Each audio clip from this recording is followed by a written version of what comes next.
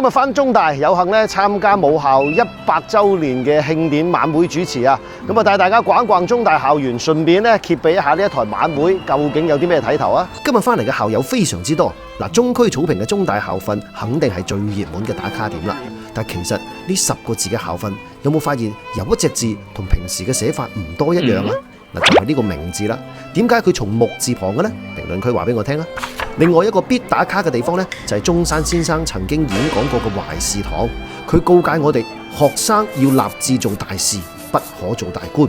見到有好多校友都帶住小朋友一家大細返到學校，嗱，呢度就係校慶晚會嘅主舞台啦。唔好睇佢而家冇乜特別啊，晚黑有咗燈光加持啊，簡直係美輪美奐啊！演員而家咧正在走台中。我嘅中文系老師90歲高齡嘅黃天琪教授，當晚會指揮全場高唱校歌，老人家仲係咁神采飛揚啊！呢幾位奧運冠軍，唔知道大家仲記唔記得呢？好似呢位就係04年雅典奧運會羽毛球女雙冠軍張潔雯，而呢位呢係08年北京奧運會女子體操嘅團體冠軍楊依琳。佢哋而家都係中大嘅教師啦。好啦，開始化妝啦。呢個呢係主持稿，差唔多40頁啊，要背晒落嚟啊，好陰功啊！而家化好妝，準備出發去現場啦。睇下樂哥靚唔靚仔？